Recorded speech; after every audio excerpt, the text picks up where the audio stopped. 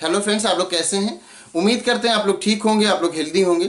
आज एक क्वेश्चन है कि जब हम ट्रेवल करते हैं कार में या बस में, कहीं पर हम ट्रेवल करते हैं तो फिर हमें वोमिटिंग फील होने लगती है। हमें ऐसा महसूस होने लगता है कि जैसे उल्टी हो जाएगी, कई बार उल्टी हो भी जाती है। तो ऐसा क्यों होता है कि हम जब कार में चलते हैं तो हमें ये लगता है कि हमें उल्टी हो जाएगी? जो ट्रेवल करते हैं, जो सफ़र करते हैं, उनको ऐसा लगता है। इसको कार सिकनेस भी कहा जाता है, ट्रेवल सिकनेस भी कहते हैं, मोशन सिकनेस भी कहते हैं कई लोग।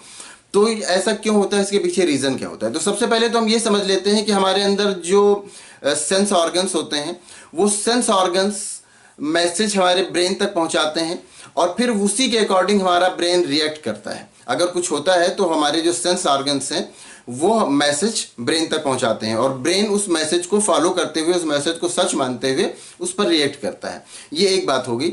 अब ये है कि जब हम कार में सफ़र करते हैं तो फिर हमारे साथ वोमिटिंग क्यों महसूस होती है, उल्टी क्यों महसूस होती है? तो उसमें ये होता है कि उसमें दो चीज़ें, दो सेंस ऑर्गन्स हमारे काम कर रहे होते हैं। एक तो आई और दूसरा हमारा ईयर, हमारी आँखें और हमारा कान। तो उसमें ये होता है कि कई बार हम जब कार में बैठते हैं तो हम नीचे देख रहे होते हैं या कुछ पढ़ रहे होते हैं, तो हमारी आंखें हमारे ब्रेन को ये मैसेज पहुंचा रही होती हैं कि हम बैठे हुए हैं, हम रुके हुई कंडीशन में, हम चल नहीं रहे हैं। और हमारी जो एयर है वो ये फील कर लेता है कि हम चल रहे हैं। तो हमारे एयर से जो हमारे ब्रेन में मैसेज आता है, वो मैसेज ये जाता है कि हम चल रहे हैं, हम मूविंग कंडीशन में हैं।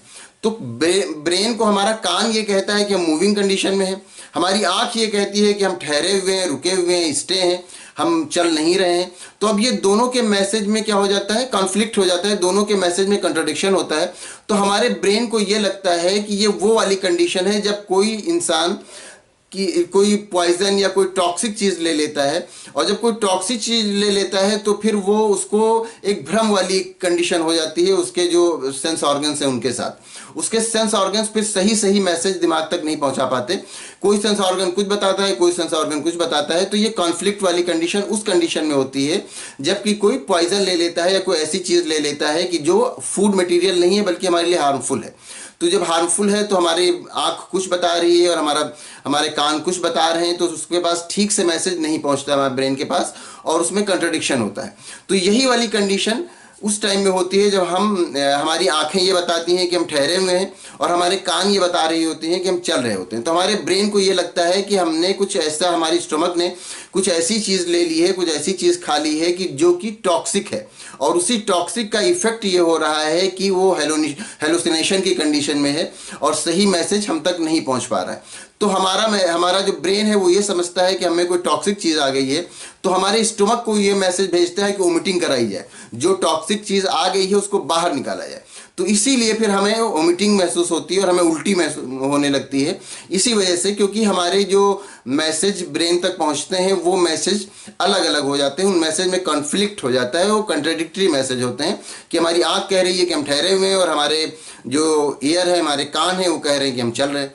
तो ये कॉन्फ्लिक्ट होने की वजह से फिर हमारे ब्रेन को लगता है कि हमने कोई टॉक्सिक चीज़ ले लिया है और उस टॉक्सिक चीज़ को बाहर निकालने के लिए वोमिटिंग महसूस होती है या उल्टी महसूस होती है। इसको कार सिकनेस भी कहते हैं, ट्रेवल सिकनेस भी कहते हैं, मोशन सिकनेस भी कहते हैं। तो इसके पीछे रीज़न यही होता है। अब इसमें ये होता है कि कई बार ये होता है कि अगर हम देखा करें हमारी आंखों को ये मैसेज मिला करें कि हम चल रहे हैं, और हमारे ईयर से, हमारे कान से तो पहले से मैसेज जा रहा होता है कि हम चल रहे होते हैं, तो इससे थोड़ा बचा जा सकता है कुछ कंडीशन तक के।